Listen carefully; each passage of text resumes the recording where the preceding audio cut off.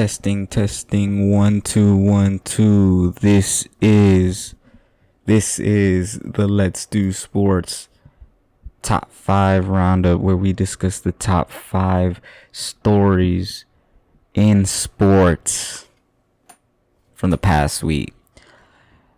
First of all, like I always say, how's your day been? I hope it's been great. Mine has been okay. Nothing bad has happened, but it's not like a day that I just find so, interesting per se. But I hope your day is good. I hope you'll have even better days. But we're gonna start with the first story, and that is the ALCS, the Astros versus the Rangers. This is the battle for Texas. Honestly, this is a really good series. It started rough for the Astros. They lost the first game 2-0 in Houston. Then they lost the second game 5-4 in Houston. But when we talk about the second game specifically, the first game, it seemed like both teams were kind of getting a feel for everyone's pitching and tempo. But in the second game specifically, it seemed as though the Astros just let the lead get out in front of them. And if they were able to, if there was just like an inning or two left, they were going to make something happen, because the game ended 5-4. But that had a lot to do with the Rangers bending even more, but not breaking. And that was good for that game. But next game, 8-5 Astros. They beat the Rangers in Arlington in what was a pretty dominant game. The Astros also bent, but not as bad as the Rangers bent. And then last night, the Astros beat the Rangers in Arlington 10-3. When I tell you that this game was not even close, it was a terrible showing for the Rangers, especially at this point in the season. They need to get more done. The series is now tied. As we are speaking, the fifth game, I should say, is happening right now, and we're about to just get a live update on what the score is of the game right now. At the top of the fifth, the Houston Astros are up 1-0 against the Texas Rangers in Arlington. If that holds, you get 3-2 Houston, and they have 2 games left at home. It's looking rough for the Rangers. I do believe this series will go to 7. I think both teams are just very talented. The Rangers got off hot at the perfect time in the season, right for the playoffs. They were a hot team. So we'll see if they can get a game back and we see 7. I'm not sure. But for sure, the Astros have a lot of momentum. And then the second thing for sure is Max Scherzer should not be playing. Apparently that dude has been out. And they have him starting pitching. And all the Astros do is just lead on his pitches. And they take that lead and they run with it the rest of the game. Max Scherzer, you are the reason that this series might only go 6. I hope it goes 7. I really want to see 7 games of this baseball series. It's a great series. But if he keeps doing that, I don't know. But shout out to also Yordan Alvarez from the Stros, because I think he just broke a record for runs in the playoffs, or is at least on par with a record. So good for him. And we'll just give you a little update. The NLCS has the Phillies up 2-1 on the Diamondbacks, which is, I would have liked the I like the Diamondbacks. I'm a Diamondback guy. Not really I'm not a fan, but I do like the Diamondbacks. So I hope they can get back into it. Getting to the next story, we are going to talk about Michigan football, not Michigan State football. We are talking about Michigan football, and that is the sign stealing allegations against them. Now, I will say they are allegations. There is nothing. I've made it clear that they're allegations. We're not going to state these as their facts. And it's funny, we just came off of a story about the Astros and the Rangers, and now we're talking about sign stealing again. I feel like it's deja vu at this point. But yes, the the University of Michigan football team, it has been called on for sign stealing. It was first reported by Yahoo Sports in October of this year. So October of this year. Earlier this month. That's what I should have said. Earlier this month. And now the NCAA has confirmed that they are going to open in on an investigation of this. From what we know, the NCAA rules prohibit in-person advanced scouting opponents. We know for a fact that sign stealing is not illegal in any sport. It's actually a skill if we're going to get into it. The issue is the in-person scouting. Like, you can't send a scout from your team to their team to just watch them play. You know what I mean? To learn signs and things like that. We've seen these things with, I think, especially the Patriots in pro football. I remember they got caught with the Bengals, sign stealing on the Bengals. But yeah, I think that's the closest thing to it, that sign stealing on the Bengals, the Patriots sign stealing on the Bengals. But if the Michigan Wolverines are found to be guilty, it will obviously be realized that they have violated the NCAA rules, and they could probably face, most likely, fines and probation, maybe a bowl ban. I don't think the bowl ban will come, but you never know. I know Jim Harbaugh has denied everything, which is fine. Like, even if he did, he wasn't gonna say that they have stolen signs. That's just not what a coach would do. That's not what a guy on a team would do. How I see it, first of all, I keep seeing these people say that poor Jim Harbaugh, who makes millions of dollars a year, is being attacked by the NCAA. Oh my God, that's not what's happening here. Someone has probably tipped them off on something that is fair to do, but isn't the right thing to do. You know what I mean? So this also isn't like a thing with the Astros, which I still to this day I don't think we know that the Astros were not, as the Yankees were basically proving that they have stolen signs since then.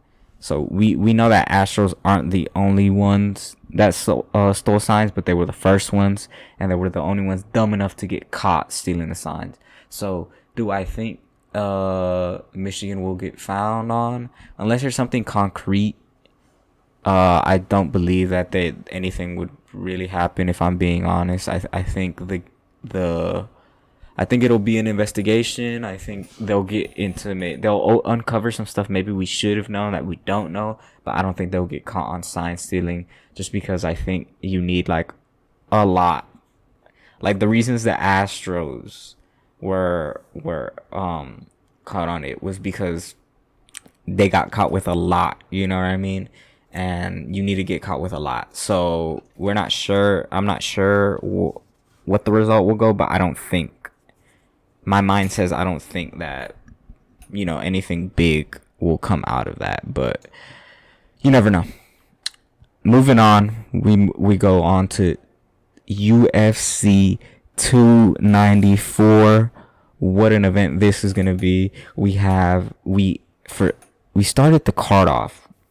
The card was a lot of Brazil versus Russia, and though you still get a lot of that on the main card, the two main events, the co-main event and the main event, those fights have been changed up.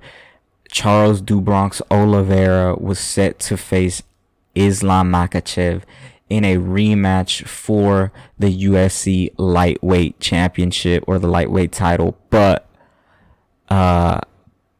Charles Oliveira received a cut, I think, over the brow, and the issue with cuts is they will most likely be reopened in the fight, and you don't want a fighter struggling with a cut and also having to fight.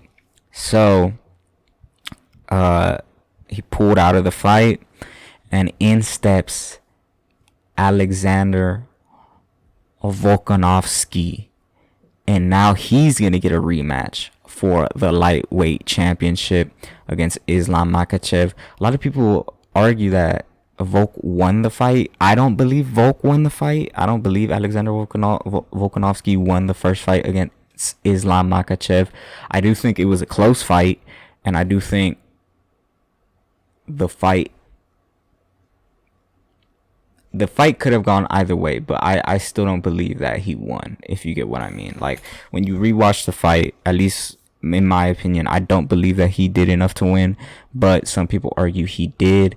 This is going to be an interesting fight because Volk has gone on interview saying that he hasn't trained much since his last fight, which is a bit worrying, I'll be honest. But the most worrying thing is Alexander Volkanovski is the champion of the featherweight division, which is 10 pounds less than the lightweight division. And if you know anything about fighting or boxing, you know these guys cut weight. They all cut weight to make 155, which is lightweight, or 145, which is featherweight.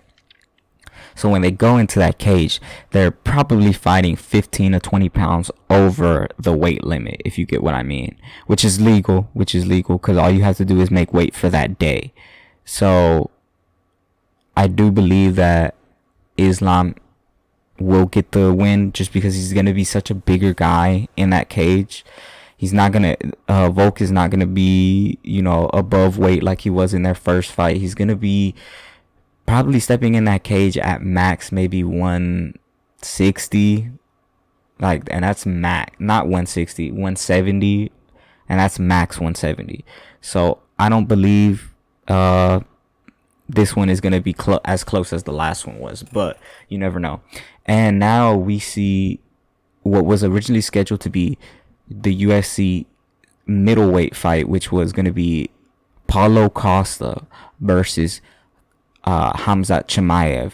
That has now also incurred a change of opponent because Paulo Costa suffered an injury, I think, on his elbow, which was terrible because Costa has just not been active, and he needed this fight to stay active. He has not been. I don't think his last fight happened last year, I'm pretty sure, or if it was earlier this year against Luke Rockhold.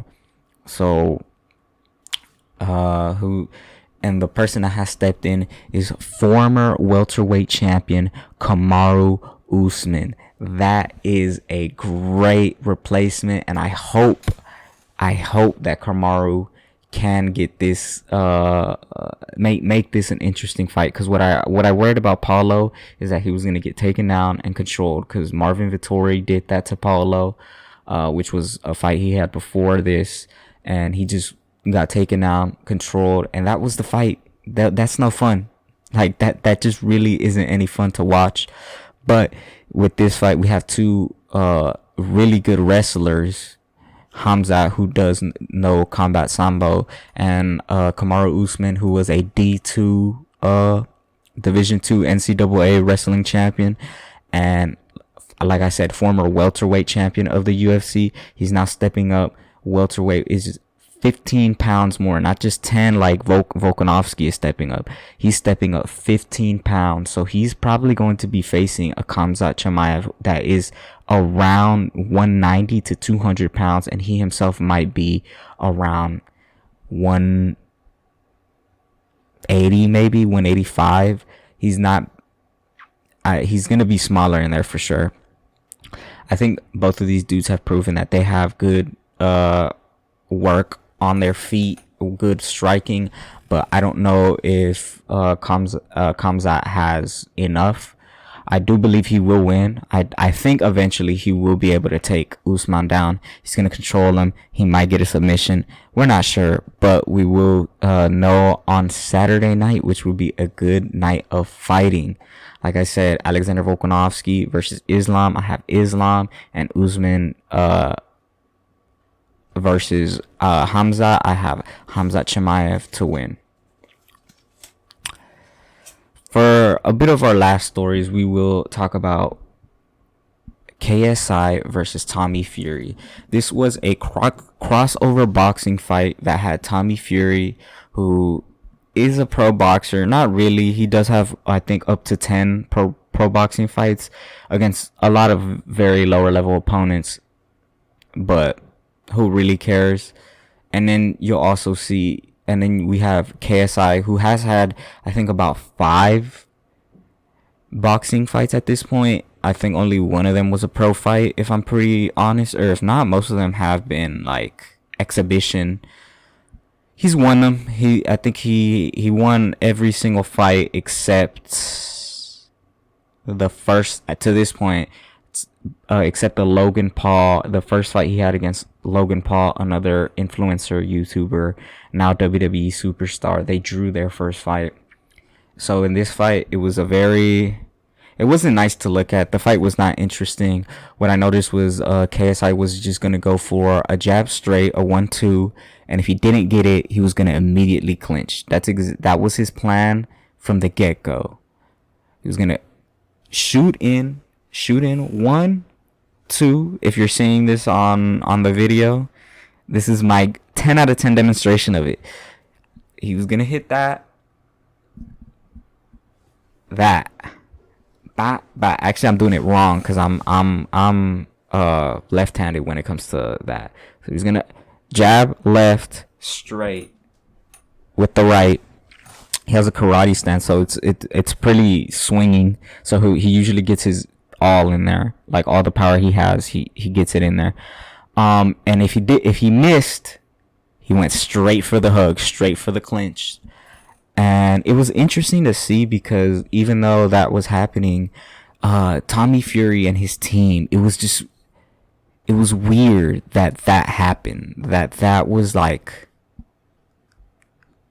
they didn't have a plan for that, if you get what I'm saying. I think they thought, because of KSI's last performance, the last boxing fight KSI had was against this guy called, oh my god, his name is not coming to me. That's crazy. Let's find it right quick. Actually, I can't remember his name.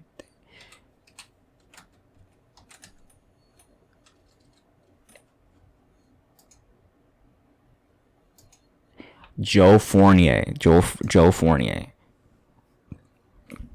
He won the last fight against Joe Fournier, which he didn't really win. He got it was a no contest because the elbow ended up knocking out Joe Fournier, not a punch. But in that fight, he proved he could get in there with a pro boxer per se. You know what I mean? Before that, he fought a guy named FaZe Temper, who he knocked out. So we know KSI has power. I think the Furies thought that he was just going to try to play that same game with Tommy. And Tommy didn't really have much to do other than a few jabs, a few straights, and he worked in the clinch.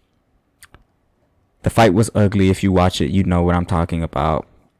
What I will say is, when the fight ended, I thought of a draw.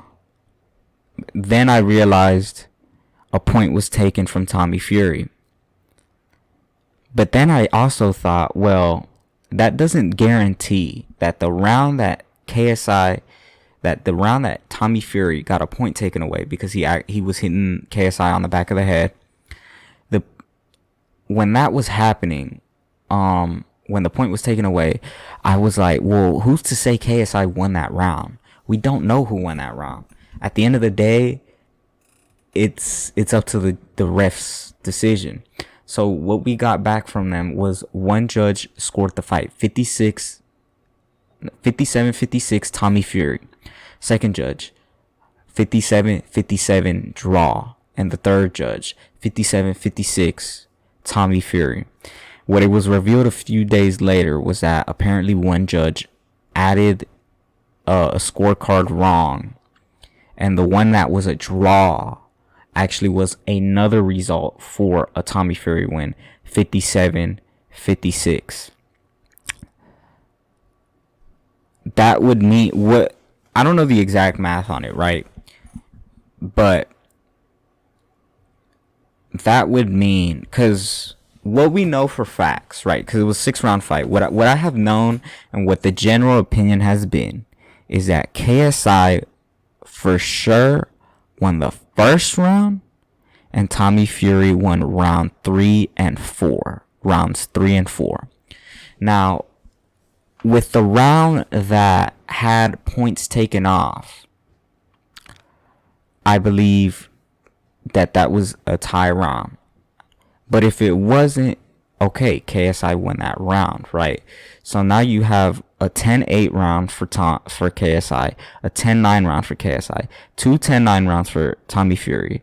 And so what the debate is if in the last 2 rounds did Tommy Fury win both rounds. Now I know for a fact he won one, because it is argued that he won one of those. The issue is, did he win one more? Did he win 5 or 6? Did he win both 5 and 6, I should say? Now I do argue that the round where the point deduction happened, I don't think what my guess is, a lot of the judges did not score that for a KSI win for that round. But I digress. KSI has stated, and I think has gone through with, they will be appealing the fight result. They're going to appeal the fight result. I don't see how he wins, because with appeals, it rarely happens in pro boxing. Rarely do you see a pro boxer appeal and win the appeal. So what I've noticed is a lot of these influencers, they think that just because they're bigger names or something, that the appeal will go through and things are right, and that's just not the world in boxing. So what I believe is, I think Tommy Fury won the fight. I think KSI is being a bit of a sore loser, but I mean, if he really truly believes he won the fight, then he won the fight. You know what I mean? Then he can appeal, is what I mean. If he truly believes he won the fight, he should be able to appeal. I don't think he'll get anything from it. I think we're gonna still see Tommy Fury as the guy that beat KSI, and I think that's where that door is gonna close. What I will say is, moving on to the final story, is where does influencer or crossover boxing go from here? Tommy Fury basically beat both of the biggest stars in this form of boxing.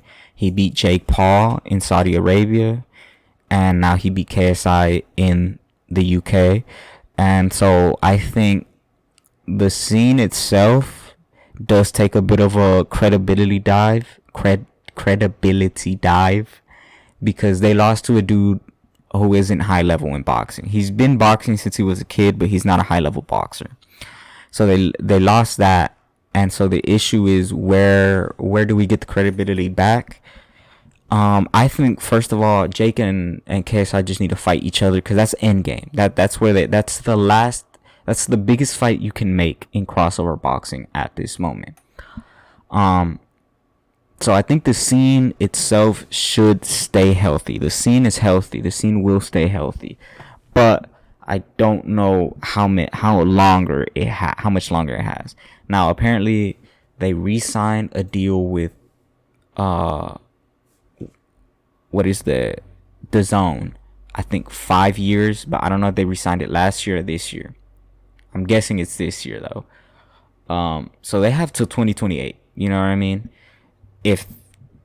I think that might be the most it go. I just don't see it. I don't see it like continuing afterward. I think people will get bored of it, but it's going to be an interesting thing to see, and I hope it does good. I think it gives a lot of new boxing fans, because what we noticed was these boxing fans, they were geezers. A lot of these boxing fans were older dudes that just just watched, like they just watched boxing. You know what I mean? They spent money on boxing, but now we get older. Now we get younger kids getting into boxing, and then from there they can go on to more traditional boxing. They can watch fighters like Gervonta Davis. They can watch fighters like Shakur Stevenson. They can watch fighters like Devin the Dream Haney. Watch fighters like that.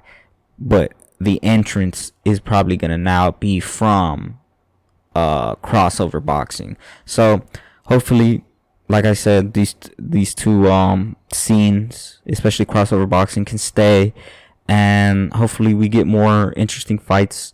Technically, we have they're both professional athletes, but Francis Ngannou is facing what's his name, Tyson Fury, the older brother of Tommy Fury.